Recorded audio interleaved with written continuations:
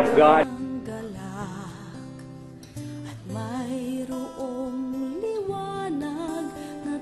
Ave Maria,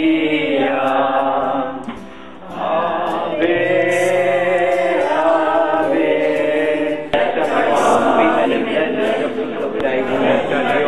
Women and blessed the fruit of thy womb, Jesus.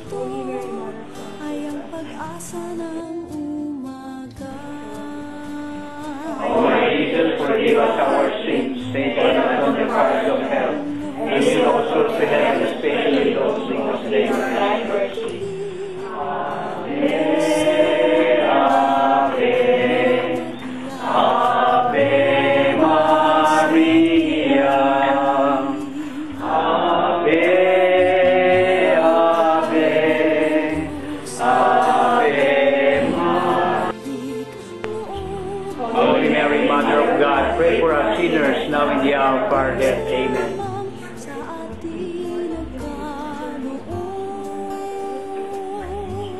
Holy Mary, Mother of God, pray for us sinners now in the hour of our death. Pray for us. Pray for us. Pray for us. Pray for us. Oh, Fatima, we come on bended knee to beg your intercession for me that you need me. Dear Mary, won't you show us the right and shining way? We pledge our love and offer you our rosary each day. You promise at Fatima each time when you are near to help us if we pray to you to banish war and peace. Dear Lady, on first Saturday, we ask your guiding hand for grace and guidance here on earth and protection for our land.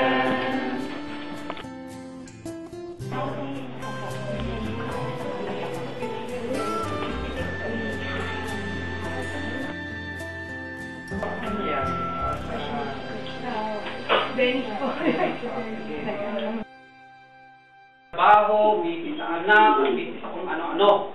Pagkatapos, hindi na nagkakaroon tayo ng panahon na makapagbigay ng kaunting katahimikan sa harapan ng ating Panginoon. Pero hindi ganun ang ginawa ng ating Panginoon na kahit pagod siya, ay nagkaroon pa siya ng pagkakataon na magkaroon ng kalimitan ay gusto natin busy. Dahil pag wala tayong ginagawa, hindi tayo busy. Parang unproductive tayo. Meron lang nakita ni minsan, nasa years ako, mga nagtatrabaho, mga Pinoy, pero hindi ko na pinapansin. Ang ginagawa nila kasi wala nang ginagawa masyado. Halimbawa sa AutoCAD, pagkaka-drawing, nagka-pinag-pinawin ako nung maliit pa, maliit pa naman talaga hanggang ngayon. Then, dahil pinakaraman, hindi ko dahil sa mga baryo, pagka maglalaba ay sa ilog, at saka yung araw ng buong Sabado ay nakalaan yan para sa... 6 months naman, meron namang check-up sa cholesterol, lahat. Pero yung gusto ko ma-check yung sa heart ko kasi overall life. So, ang nangyari po, ako sa taba ko ito, sa edad ko ito, medyo, gusto niya iparating sa atin. Kaya nakita ko, kailangan na malalagaan din ang Magaling ang quiet at sila. At the same time, pagka may quiet. Ano mga isama yung mga anak. Sama-sama na naman kami. Nakabalik lahat dito. Alamanan namin dati. Tuloy na yun. Sabi nga, ano na, kung ano man daw po yung ating gawin sa ating kapwa, sa pinakamaliit ito, ay ginawa nila sa ating Panginoon. Napakaganda nila na Ayaw bilang ako. Diba magulit sa full time din. Kaya lagi hinihiling kay Lord. Kasi wala ko ng full time ako. Wala na lang full time. Yeah, oo.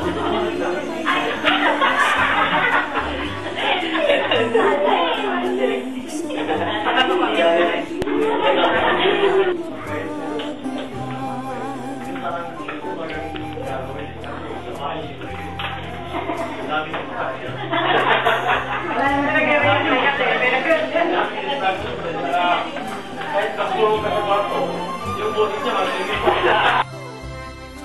Wala namang nandaan sa kalusugan, sa trabaho, lahat-lahat. Meron tayo din. Nagpakita naman din po para sa amin. Para sa po na ito na mga share sa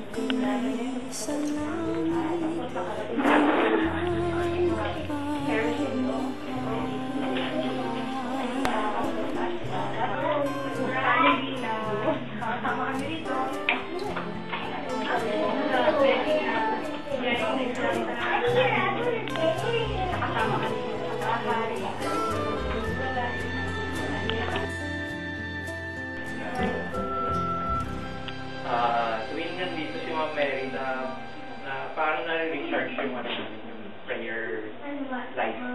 Kasi busy din sa work, sa family. Minsan nakakatulog na lang na mag-pray. So,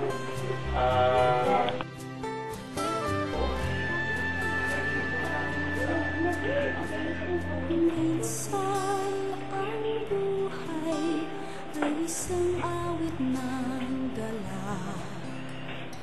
Mayroong liwanag na tatanglaw sa ating pagyapak.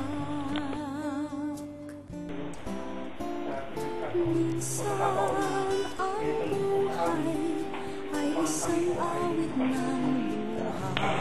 At siyang paawin nito ay ang pag-asa ng umaga. Kahit anong tindi ng unos, kahit anong tindi ng may isang nang mamahayag, mahal sa atin.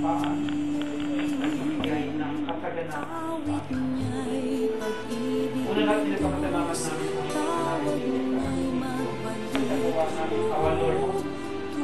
Tunay buhay na ang Diyos lamang sa atin nakanoon.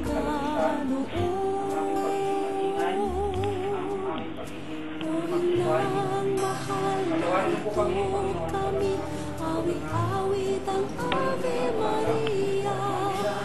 Dalangin ng bawat pamilya'y kapayapa at pagkakaisa.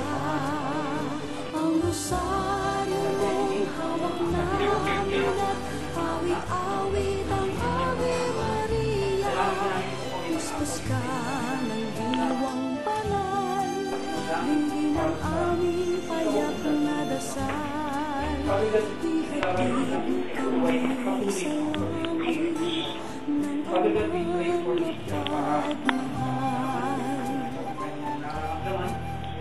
Naway ako ang inyong pagpapalad ng pagpapakain.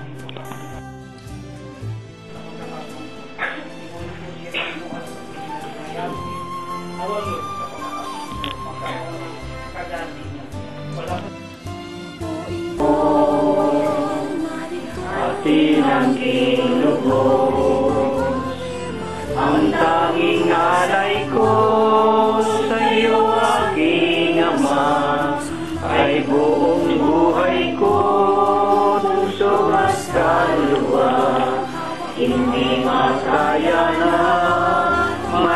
ipagkaloob.